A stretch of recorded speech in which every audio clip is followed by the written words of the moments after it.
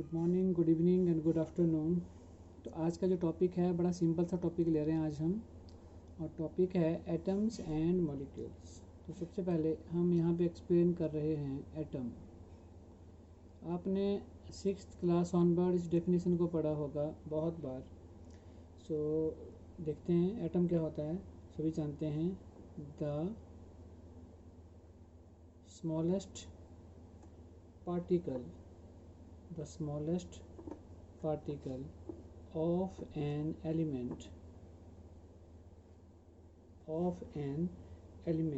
which may or may not have independent existence is called atom. क्या बोला हमने? सभी जानते हैं एटम जो है it is the smallest particle of an element. जैसे हम इससे बात करें तो atom is the ultimate particle of an element. इतना छोटा होता है कि हम इसको एक सेंसिटिव माइक्रोस्कोप के साथ देख सकते हैं। तो बहुत ही छोटा पार्टिकल होता है और उसकी अपनी इंडिपेंडेंट एग्जिस्टेंस होती भी है और नहीं भी होती, ये हमने यहाँ पे बोला। तो बहुत सारे ऐसे एटम्स होते हैं, जैसे हमारे पास है एटम्स ऑफ हाइड्रोजन एलिमेंट है, उसके एटम हाइड्रोजन, ऑक्सीजन, नाइट्रोजन। ये जो एलिमेंट हैं इनकी अपनी एग्जिस्टेंस नहीं होती है, but the noble gases like helium, neon, argon etcetera, इनकी अपनी इंडिपेंडेंट एग्जिस्टेंस होती है। तो ये सिंपल सी बात हमने बोली कि कुछ ऐसे एलिमेंट होते हैं जिनकी अपनी इंडिपेंडेंट एग्जिस्टेंस नहीं होती है और कुछ होते हैं जिनकी अपनी इंडिपेंडेंट एग्जिस्टेंस होती है। तो ये सिंपल डेफिनेशन होगी इसकी एटम की। नाउ मॉलिक्यूल क्या होता है? मॉलिक्यूल की डेफिनेशन है the smallest particle of a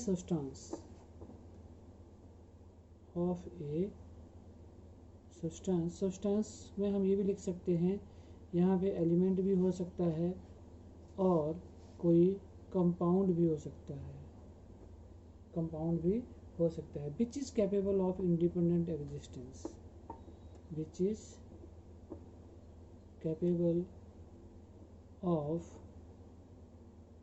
independent existence. जो मॉलिक्यूल होते हैं उनकी अपनी इंडिपेंडेंट एग्जिस्टेंस होती है। तो ये क्लियर है सबको कि अपनी, अब जैसे एटम और एटम सिंपल हम ऐसे ही बोल सकते हैं। तो क्या बन गया? H2। अगर हमने H एटम को मिलाया तो क्या बन गया? H2। तो H2 क्या है? यहाँ पे एक मॉलिक्यूल है। H2 क्या है? यहाँ पे एक मॉलिक्यूल है। अब थोड़ा सा और इसमें क्लियर कर लेते हैं, कुछ बच्चों को पता नहीं चलता है। जैसे ये है 2H, यह है Cl, यह है Br, यह है यहाँ पे Br2, यहाँ पे है HCl, यह है यहाँ पे NH3। अगर आपसे कोई पूछे कि ये 2H क्या है, ये Cl क्या है, एटम में मॉलिक्यूल है, तो देखो जब यहाँ पे नीचे कुछ लिखा होगा, एक से ज़्यादा होंगे तो हम बोलेंगे मॉलिक्यूल। यहाँ पे कुछ नहीं लिखा है, अकेला है, तो इट मीन्स ये एटम है, ये भी एटम है। लेकिन पिछली वाली साइड कुछ लिखा है तब भी ये एटम है। और ये दो हैं, दो एलिमेंट है यहाँ पे, एक H और एक Cl, तो ये भी मॉलिक्यूल है। NH3 है यहाँ पे, नाइट्रोजन और 3 हाइड्रोजन है, तो ये भी क्या हुआ? एक मॉलिक्यूल है। चलिए अब हम करेंगे types of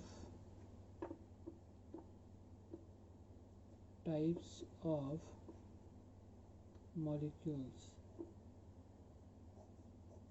it has 2 types. A part करते हैं इसका, होमो एटॉमिक मॉलिक्यूल्स। देखो इसके नाम से ही क्लियर हो रहा है, पहले भी हम कर चुके हैं इस वर्ड को। होमो का मीनिंग क्या होता है? सेम। होमो का मीनिंग क्या होता है? Same.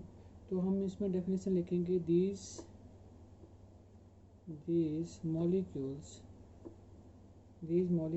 are made up of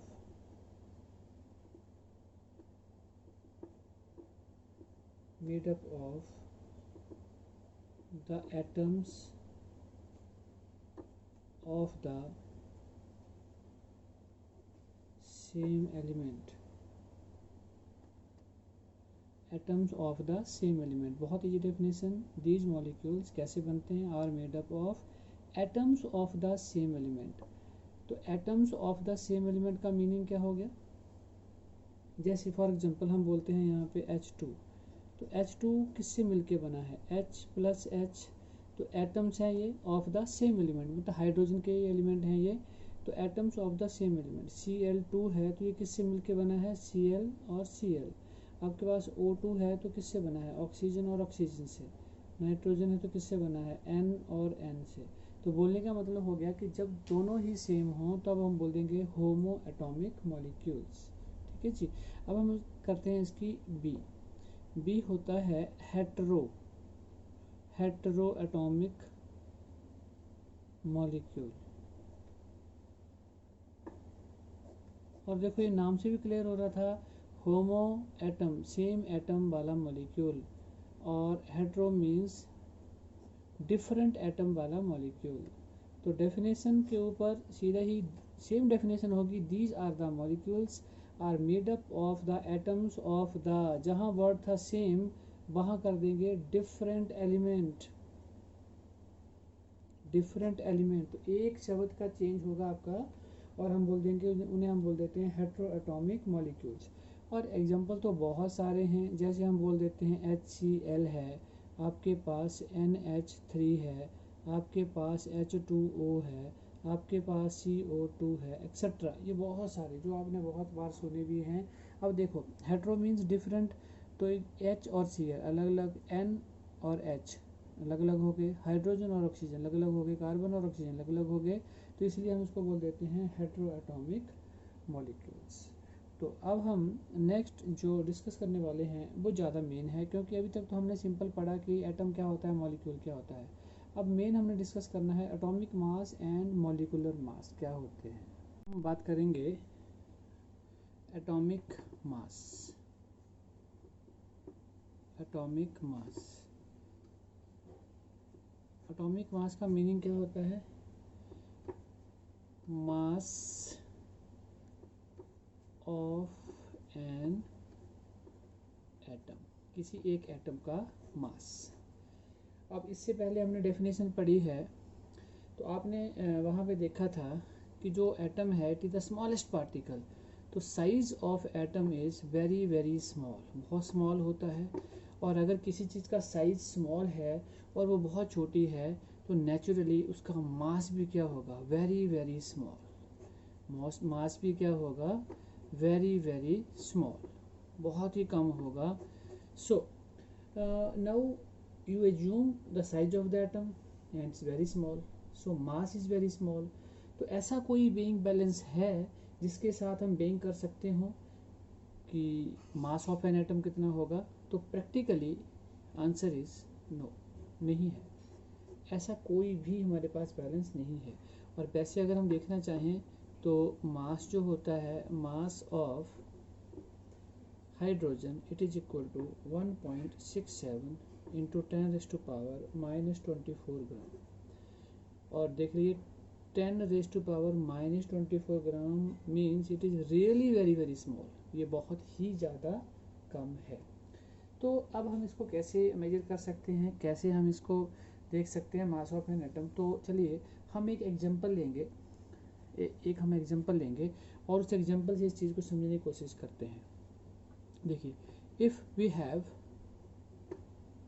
2 ball, हमारे पास कोई 2 बॉल हैं, 2 ball A and ball B। एक बॉल हमारे पास जो है वो थोड़ी बड़ी है और एक बॉल हमारे पास छोटी है, ball A and ball B। तो हम क्या करते हैं, बॉल A जो है वो थोड़ी बड़ी है, उसको हमने 4 पार्ट्स में डिवाइड कर दिया। अब हमें करना क्या है, हमें करना ये है कि हमें मास निकालना है, मास ऑफ बॉल B। तो कैसे निकालेंगे, तो हमने क्या किया, एक मान लीजिए बैलेंस लिया और उस बैलेंस में हमने इस साइड पे डाल दिया B, क्योंकि जिसका हमने क्या निकालना था, मास। तो हमने क्या किया इसके एक पार्ट को 4 पार्ट्स में इसको कन्वर्ट किया बराबर, हमने उसको यहाँ डाल दिया एक को, तो हमने देखा कि बैलेंस हमारा बिल्कुल बराबर हो गया दोनों साइड से, मीन्स कि ये इसका वेट सेम है। तो इसका मतलब ये हुआ कि मास ऑफ बॉल बी किसके बराबर हुआ, 1/4 द मास ऑफ बॉल ए। बात समझ में आ रही है आपको?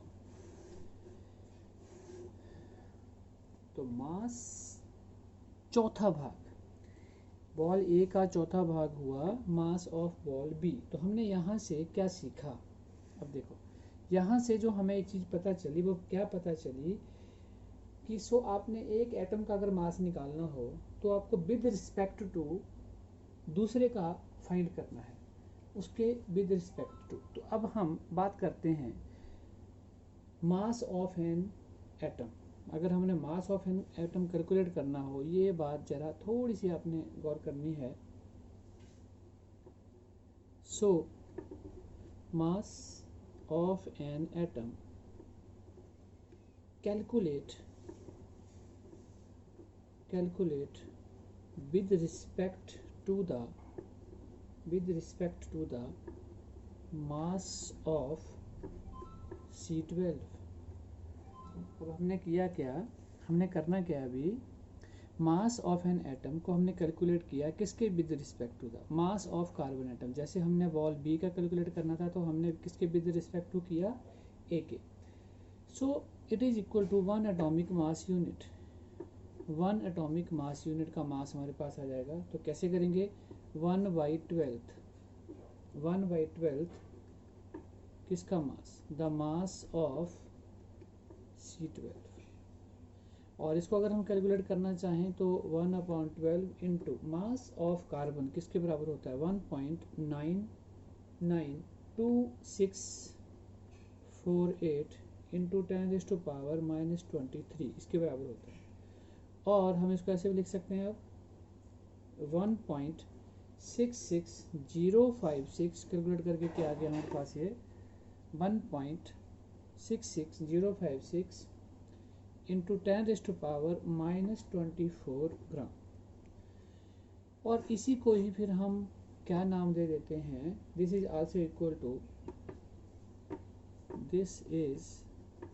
Also equal to mass of proton. तो प्रोटॉन का जो मास है वो भी इसके बराबर ही होता है। तो मास ऑफ प्रोटॉन इसके बराबर ही होता है। अब हम पहुंच गए थे मास ऑफ प्रोटॉन के पास। मास ऑफ प्रोटॉन अभी हमने निकाला, जो 1 AMU भी उसको बोल देते हैं हम 1 AMU एटॉमिक मास यूनिट। तो मास of proton 1.67 into 10⁻⁻24 gram.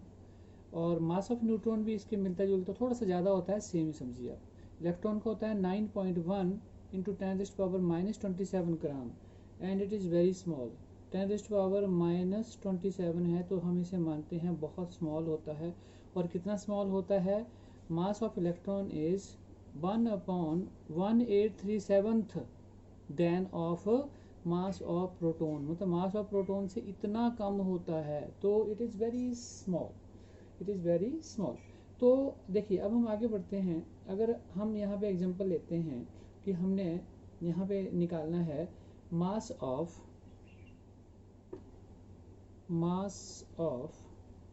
1 atom, ध्यान देना भी आपने, 1 एटम ऑफ कार्बन। अगर हमने ये कैलकुलेट करना हो, तो देखो एक एटम ऑफ कार्बन में 6 प्रोटॉन होते हैं, 6 न्यूट्रॉन होते हैं और 6 इलेक्ट्रॉन होते हैं। तो एक चीज़ हमने बोली कि इलेक्ट्रॉन को तो हम यहाँ पे कंसिडर नहीं करते, नॉट कंसिडर, क्योंकि इट इज़ वेरी स्मॉल, ये तो स्मॉल होता है।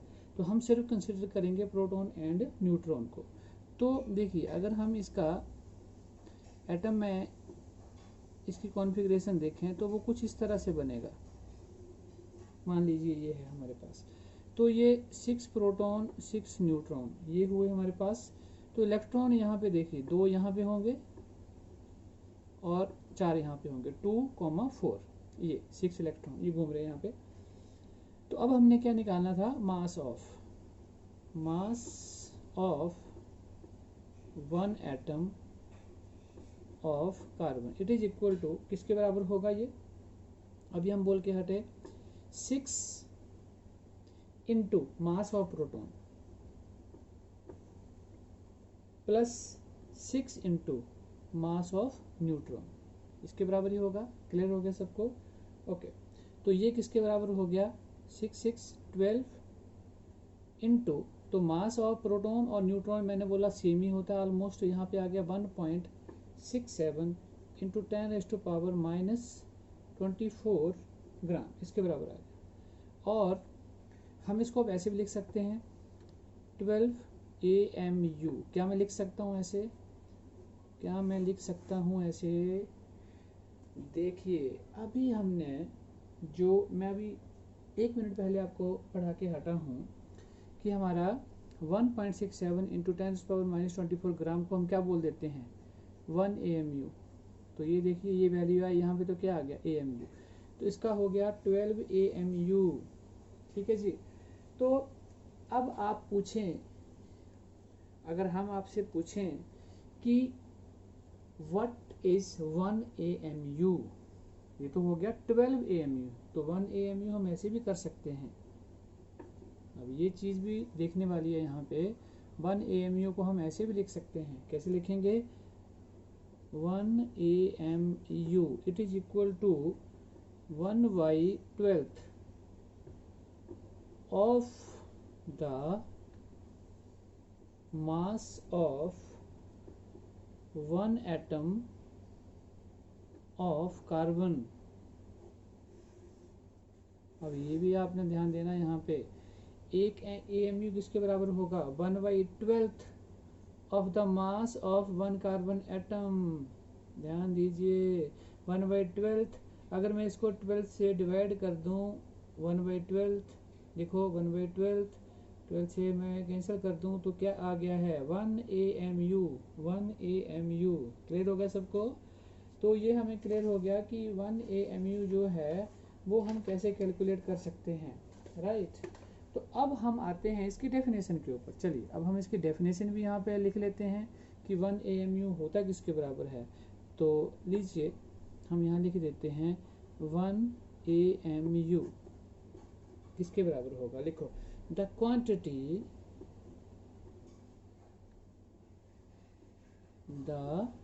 Quantity of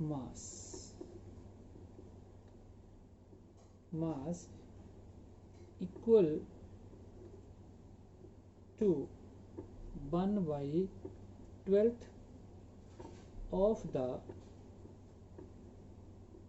of the mass of an atom of carbon, और ब्रैकेट में C12।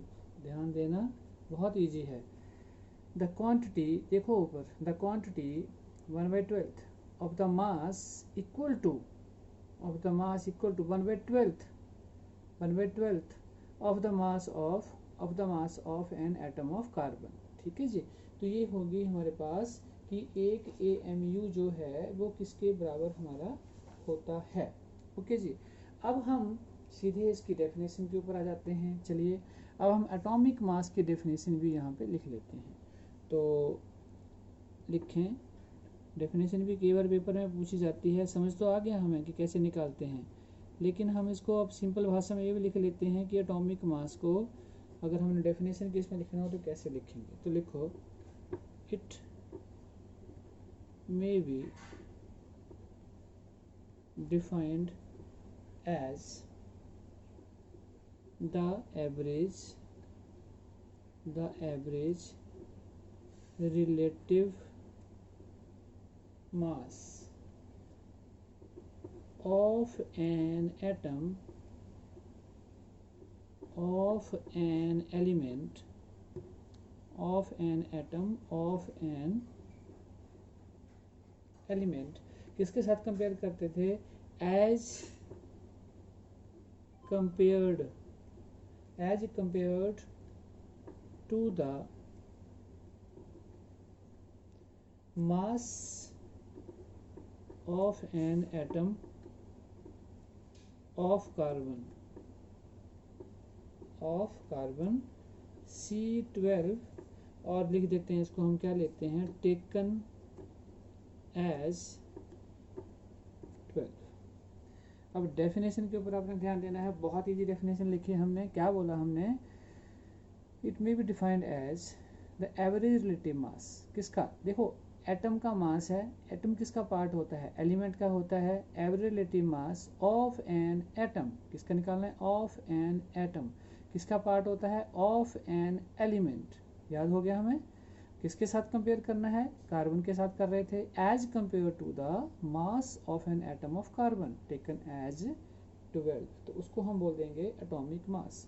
और अगर हमने इसको वैसे लिखना हो सिंपल नीचे, तो हम लिख सकते हैं कि atomic mass is equal to, किसके बराबर होगा, मास ऑफ एन एटम, और कंपेयर किया था कार्बन के साथ तो 1/12 mass of a carbon atom, bracket में लिख सकते हैं C12। ठीक है जी, तो ये आ गया हमारे पास एटॉमिक मास किसके बराबर आपका होगा। इसका एक एग्जांपल कर लेते हैं हम। अब देखो 1 AMU किसके बराबर होता है, अभी हम करके आए थे पीछे 1.66056 इंटू 10⁻⁻24 ग्राम, ये हो गया। और हाइड्रोजन का मास कितना होता है, mass of an atom of hydrogen, अगर हम लिखें तो अभी हम लिखा था 1.6736 इंटू 10⁻⁻24 ग्राम। अब in terms of AMU, thus in terms of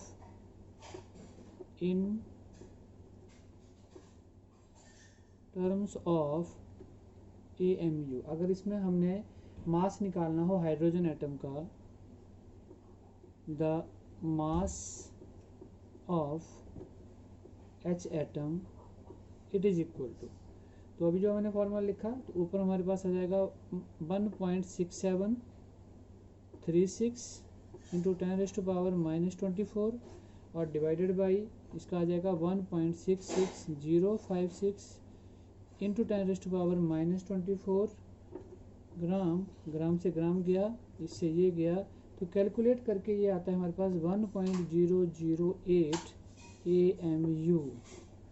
तो बात समझ में आ रही है आपको। इसका मतलब ये हो गया कि जो एटॉमिक मास है हाइड्रोजन का, इट इज अप्रोक्सीमेटली 1 आ गया यहाँ से। ठीक है, तो ये हमने कैलकुलेट कर लिया। ऐसे हम ऑक्सीजन का, नाइट्रोजन का, सभी का यहाँ से कैलकुलेट कर सकते हैं। अब इसके साथ ही एक छोटी सी और डेफिनेशन आती है, और वो डेफिनेशन का नाम होता है, एटॉमिक मास है तो उसके साथ हम बोल देते हैं ग्राम एटॉमिक मास, ग्राम एटॉमिक मास, इसको हम बोल देते हैं ग्राम एटॉमिक मास। और हम इसको एक और भी बोल देते हैं ग्राम एटम। तो बहुत ही ईजी है, ये छोटी छोटी सी हैं, ग्राम एटम। अब ये क्या होगी, अगर हम atomic mass of an element को एक्सप्रेस कर देते हैं ग्राम में, atomic mass of an element को अगर हम एक्सप्रेस कर देते हैं ग्राम में, जहाँ पे हमारे पास AMU है, तो उसे हम बोल देंगे कि वो क्या हो गया, उसका ग्राम एटॉमिक मास। तो क्या लिखेंगे हम, atomic mass, atomic mass of an element,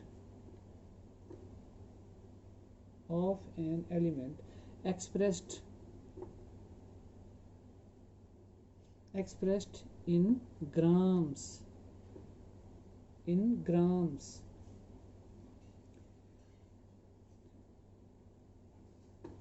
the gram atomic mass। ठीक है, it is also called gram atom, जैसे मैंने आपको बोला।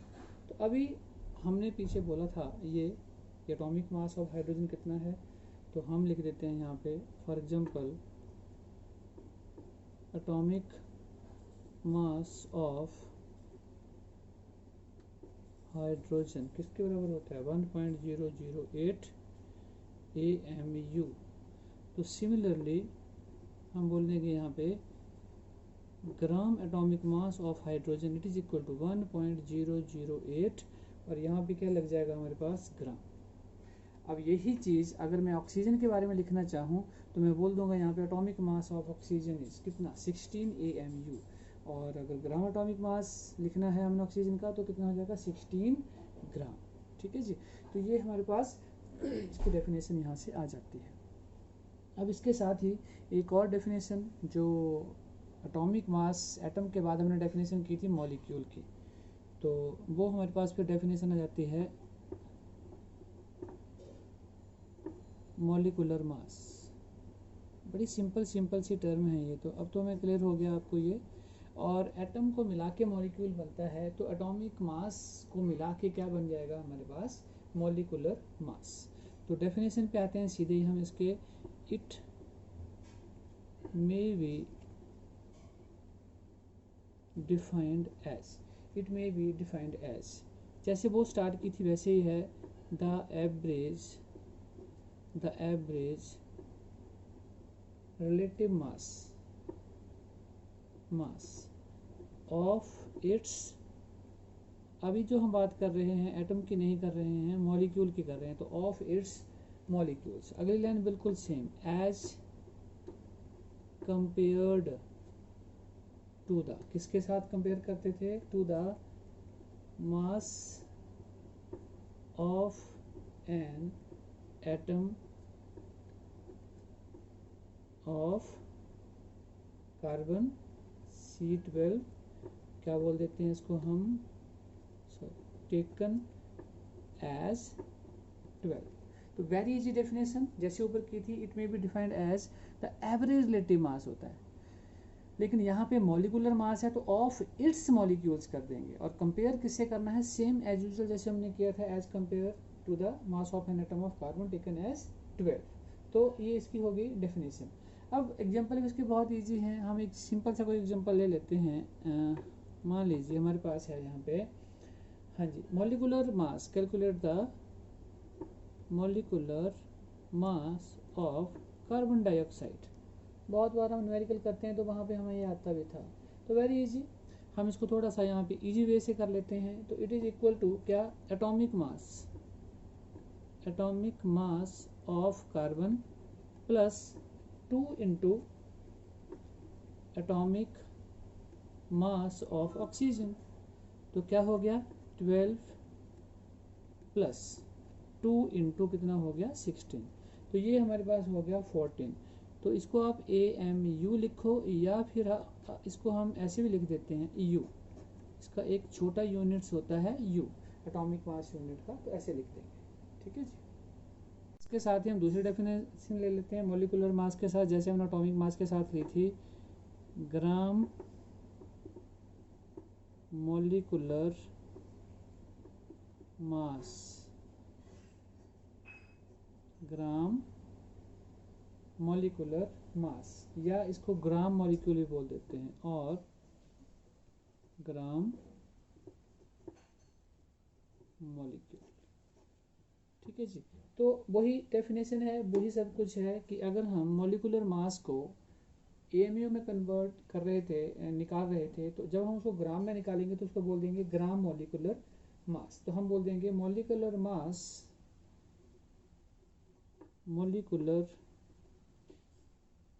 मास of a substance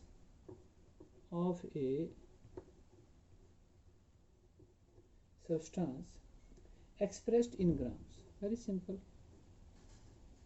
expressed in grams, तो उसको बोल देंगे is called gram molecular mass. ठीक है जी, एग्जाम्पल के तौर पर ले लेते हैं, सिंपल सा एग्जाम्पल लेते हैं एक हम यहाँ पे, फॉर एग्जाम्पल हमारे पास है molecular mass of oxygen, molecular mass of oxygen O2 है तो कितना होगा 32, U ले लेते हैं AMU, कुछ भी बोल सकते हैं, and similarly gram molecular mass of oxygen तो क्या हो जाएगा 32 ग्राम हो गया हमारे पास। तो ये हमारे पास सिंपल सी डेफिनेशंस थी जो सारी हमारे पास अभी हो गई। अब जो हम नेक्स्ट टॉपिक करेंगे वो बहुत इम्पोर्टेंट है, एंड दैट इज़ जो इन सबसे ऊपर आता है, दैट इज़ मोल कंसेप्ट। उस टॉपिक का नाम है मोल कंसेप्ट। तो मोल क्या है? नथिंग, मोल एक नंबर है, 1 मोल, इट इज ए नंबर, एक नंबर है, 6.022 इंटू 10⁻23। आप जब किसी शॉप पे जाते हो तो आप बोलते हो कि मुझे 1 डजन केले दे दो, तो 1 डजन इज ए नंबर, क्या है 12 केले दे दो, वो समझ जाता है। आप बोलते हो कि मुझे ना 1 डजन कॉपीज दे दो, तो वो आपको 12 कॉपी दे देता है। तो it means dozen is a number. तो साइंटिस्ट ने उसको एक नंबर बना दिया कि हम बार बार ये ना बोलें 12 12 12, सीधे 1 dozen. Similarly 1 mole of carbon atom, 1 mole of books, 1 mole of cycle, तो इट मीन्स वो एक नंबर था, दैट इज 6.022 इंटू 10⁻23। अब हम ये बोल देते हैं, मान लीजिए अब जो हम बात कर रहे थे कि 1 मोल क्या चीज़, बुक्स की बात कर लेते हैं, बुक्स, तो क्या हो गया 6.022 इंटू 10⁻23 क्या हो गई बुक्स, जो बोली थी 1 मोल ऑफ बुक्स। हमें बोल दिया जी 1 मोल साइकिल, तो क्या हो गई 6.022 इंटू 10⁻23 क्या हो गई साइकिल्स। ठीक है, तो ये एक नंबर है, समझ रहे हैं आप सभी। तो ये क्या हो गया, एक नंबर है। सो अब हम एक एग्जांपल ले लेते हैं, और क्योंकि अभी हम AMU पूरा पढ़ चुके हैं, एटॉमिक मास यूनिट क्या होता है, तो वहीं से अब हम इस डेफिनेशन को निकालेंगे। अब जैसे एक एग्जांपल लेते हैं हम, हमें बोला गया कि 6.022 इंटू 10⁻23 एटम ऑफ कार्बन,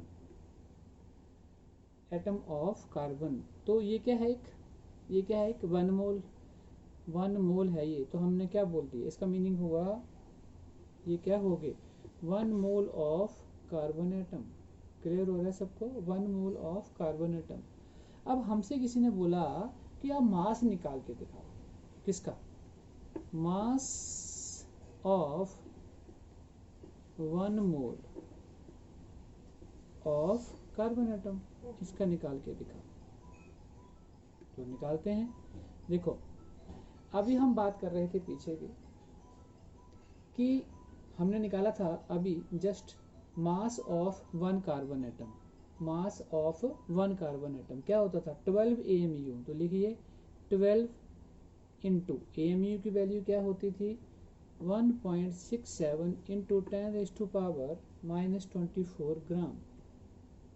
तो ये तो आ गया हमारे पास, इंटू अब हम बात कर रहे हैं 1 मोल, तो 1 मोल की वैल्यू भी हमारे पास है, इंटू 6.022 इंटू 10⁻23।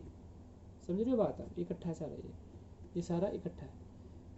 तो ये कैलकुलेट जब हम करेंगे तो आपस में यहाँ पे -24 है, यहाँ पे 23, ये कट जाएगा।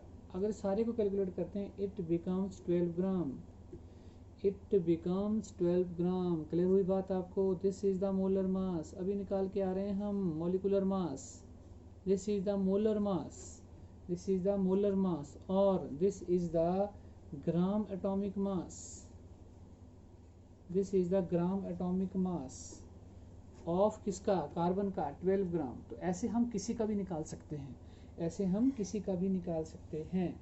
तो ये हमें पता चल गया कि 1 मोल की वैल्यू क्या होती है और कैसे हम इसको यूज़ करेंगे। तो अब हम सिंपली एक डेफिनेशन जो हम मोल की लिखते हैं वो लिख लेते हैं। तो लिख लीजिए यहाँ पे मोल होता क्या है। मोल हमने बता दिया अभी आपको क्या होता है। तो लिखो यहाँ पे मोल क्या होता है। द अमाउंट ऑफ, ये एक अमाउंट है, the amount of substance that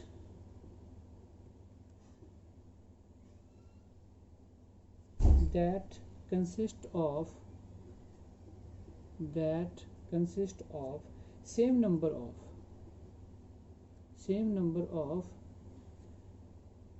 entities। ये कुछ भी हो सकती हैं क्या, एटम हो सकते हैं, मॉलिक्यूल्स हो सकते हैं, और आयंस हो सकते हैं, as the number of atoms present in 12 gram of the carbon 12 isotope. तो क्या बोला हमने, एक बार देखेंगे। ये एक अमाउंट है, अभी हम बोल चुके हैं ऊपर। द अमाउंट ऑफ सब्सटेंस है that consist of the same number of entities. Same number of entities हो सकती हैं एटम, मॉलिक्यूल और आयंस, और कंपेयर वैसे करना as the number of atom present in 12 gram of carbon. ठीक है, ये हो गया हमारा अप टू मोल कंसेप्ट। और इसके बाद हम कुछ प्रॉब्लम लेंगे मोल कंसेप्ट की, जो कुछ न्यूमेरिकल्स के रूप में आपको पेपर में आती हैं, तो वो करते हैं। तो चलिए इसमें फिर हम कुछ न्यूमेरिकल प्रॉब्लम्स लेते हैं। देखिए, जैसे हमारे पास क्वेश्चन 1 है, find number of moles, find number of moles of oxygen atoms present in 64 gram of oxygen. अब ध्यान देना आपने। देखिए, हम ये बोल सकते हैं यहाँ पे कि हमारे पास 1 mole of oxygen atom, 1 mole of oxygen atom किसके बराबर होता है, 16 ग्राम, जिसे हम ये भी बोल देते हैं ग्राम एटॉमिक मास। तो अब 16 ग्राम जो हुए उसमें कितने मोल हो गए, 1 मोल ऑफ ऑक्सीजन एटम। तो 64 ग्राम में कितने हो जाएंगे, तो this is equal to 1/16 into क्या हो जाएगा यहाँ पे 64। तो ये कट गया, तो क्या आ गया यहाँ पे 4, ये आ गए 4 moles of oxygen atom, 4 moles of oxygen atom. क्या बोला हमने, क्वेश्चन क्या था, find the number of moles of oxygen atom, कहाँ पे प्रेजेंट है, present in 64 gram of oxygen molecule. तो 1 मोल ऑफ ऑक्सीजन एटम सभी जानते हैं कितना होता है, 16 ग्राम, अभी हमने पीछे कैलकुलेट किया था। तो इसका मतलब ये हो गया कि 1 मोल 16 ग्राम है, तो यहाँ लिख दिया हमने 16 gram is equal to 1 mole of oxygen atom. तो 64 ग्राम में कितने होंगे ये। तो यहाँ से हमें एक नई चीज़ पता चली, जो फॉर्मूला है वो आपने याद रखना है अब, जो हमने यहाँ से निकाला है, और वो हमेशा होगा कि अगर आपको नंबर ऑफ मोल्स निकालने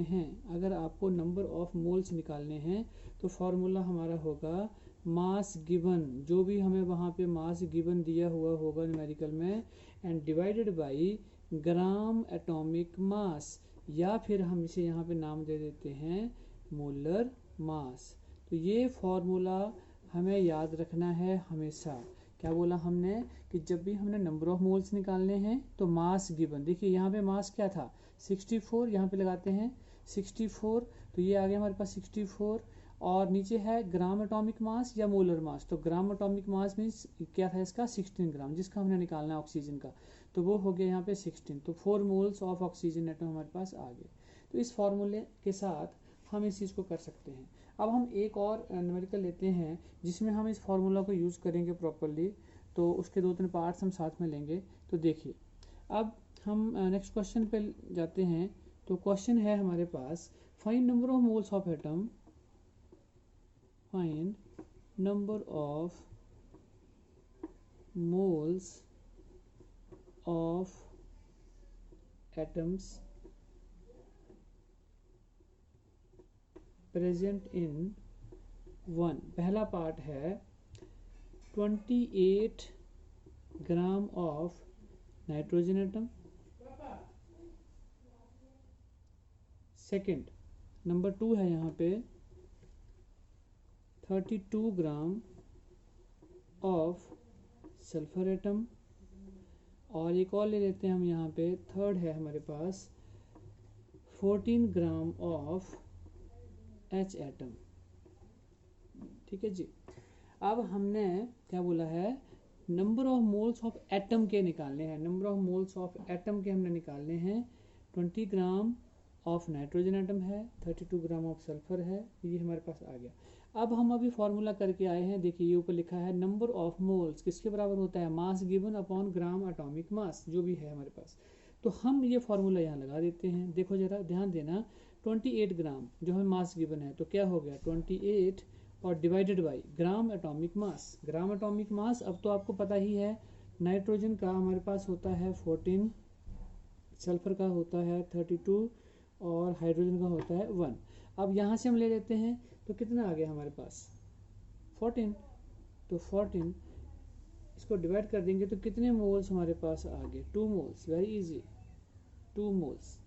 अब हम नेक्स्ट पे जाते हैं, 32 ग्राम ऑफ, तो गिवन क्या है हमारे पास 32, तो डिवाइडेड बाई ग्राम एटॉमिक मास, तो ग्राम एटॉमिक मास कितना हुआ इसका 32 ही हो गया, तो 32 तो डिवाइडेड बाई कट जाएगा ये, तो क्या हो गया 1 मोल, 1 मोल।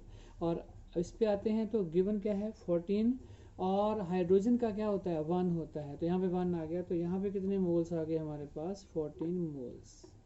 तो इसके साथ, इस फॉर्मूला के साथ हमने नंबर ऑफ मोल्स निकालना सीख लिए। अब ये बात तो हमने एटम के लिए की, अगर यही बात अगर हमारी मॉलिक्यूल के लिए आए तो मॉलिक्यूल के लिए फिर हम क्या करेंगे।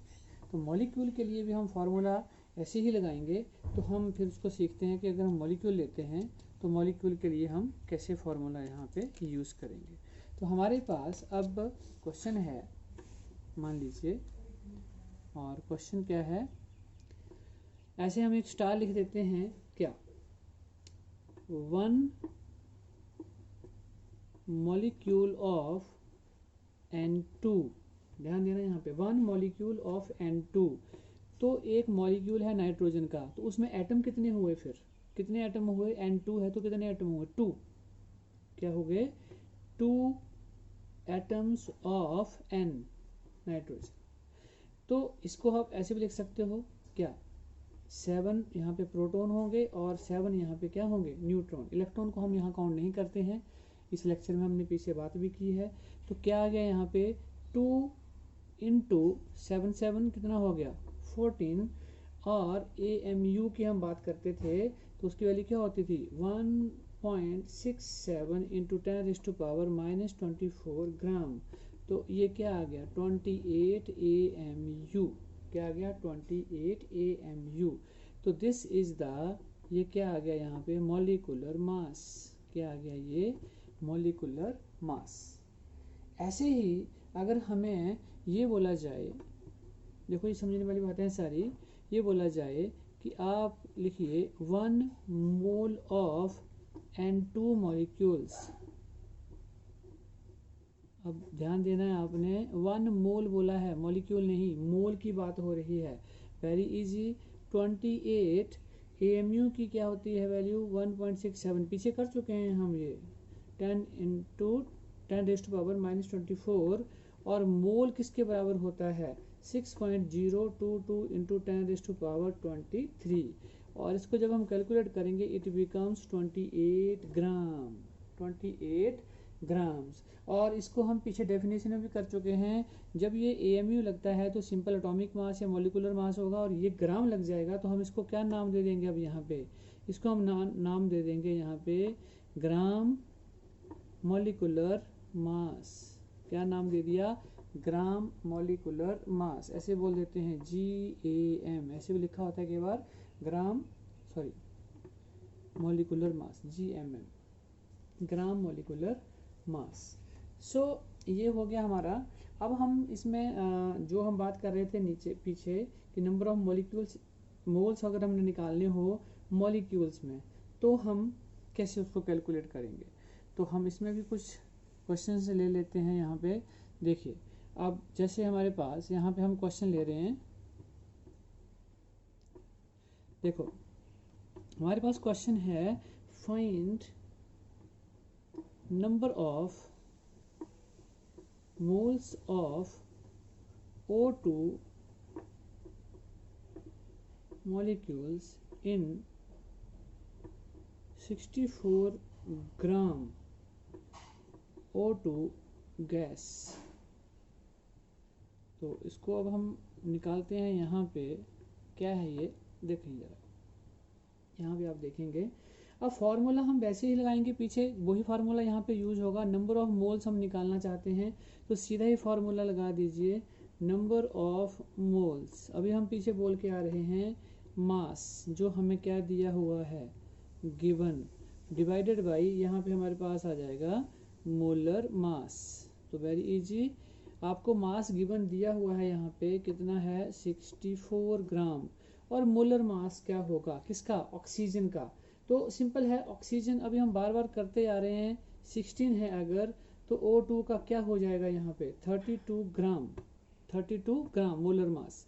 तो यहाँ पे आ गया हमारे पास 32 ग्राम, तो ये कट जाएगा आपस में, तो यहाँ पे आगे 2 मोल्स, कितने मोल्स आगे 2 मोल्स। तो find the number of moles था, हमें मॉलिक्यूल्स में पूछा था, तो 2 मोल्स होंगे यहाँ पे प्रेजेंट, ठीक है जी, 2 मोल्स होंगे यहाँ पे। ऐसे ही हम एक और क्वेश्चन यहाँ पे साथ में ले लेते हैं, तो आप जरा उसके ऊपर देखेंगे। एक और क्वेश्चन ले लेते हैं, और क्वेश्चन है find number of atom of carbon present in 24 gram carbon, number of atom of carbon present in 24 gram of carbon. तो फिर से आंसर वही वैसे ही हम स्टार्ट करेंगे, नंबर ऑफ मोल्स किसके बराबर आएंगे आपके पास, मास अपॉन फिर से मोलर मास, जो भी गिवन हुआ है हमारे पास। तो कितना है यहाँ पे गिवन 24, और मोलर मास कितना होगा आपका 12। तो ये आ गया हमारे पास 2 मोल्स, कितने मोल्स आ गए 2 मोल्स। तो देखो 1 मोल की वैल्यू किसके बराबर होती है, मोल निकालने, तो मोल निकालने, एटम निकालने के लिए हमें मोल निकालना पड़ेगा, वो मैं आपको समझाता हूँ अभी। तो 1 मोल किसके बराबर होता है 6.022 इंटू 10⁻23 एटम, और इसे हम ये भी बोल देते हैं एवोगैड्रो नंबर Na।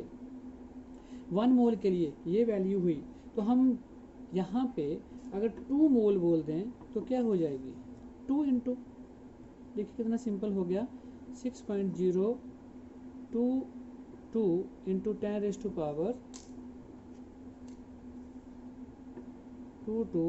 10⁻23, ठीक है जी, एटम्स, इतने एटम्स प्रेजेंट होंगे 2 मोल्स में। तो जो हम कैलकुलेट करना चाहते थे नंबर ऑफ एटम्स, तो सीधा ही पहले आप मोल में जाएंगे, और मोल में जाएंगे तो हमें नंबर ऑफ एटम्स वहाँ से मिल जाएंगे, तो वहाँ से हमें नंबर ऑफ एटम्स मिल जाएंगे, ठीक है। चलिए अब जल्दी से कर लेते हैं एक छोटा सा जो आपके काम आएगा। Let's find molar mass of, जैसे हमारे पास है पहला N2P, फोर्थ हम लिख लेते हैं यहाँ पे H2, फिफ्थ हम लिख लेते हैं O, सिक्स्थ हम लिख लेते हैं यहाँ पे O2, सेवन्थ हमारे पास है सल्फ़र, और ये एट्थ हमारे पास है यहाँ पे S8। अब आपको ऑलरेडी शुरू से जिसने वीडियो देखा है उसे पता लग ही रहा है, यहाँ पे नाइट्रोजन कितना होता है 14, सल्फ़र का 32, ऑक्सीजन का 16 एंड हाइड्रोजन का 1। ये चीज़ क्या है ये पता होना चाहिए आपको। These are atomic masses. क्या है ये? Atomic masses. और these are measures in AMU। किसमें होते हैं ये? AMU। अब हमें निकालना है मोलर मास। मोलर मास निकालना है।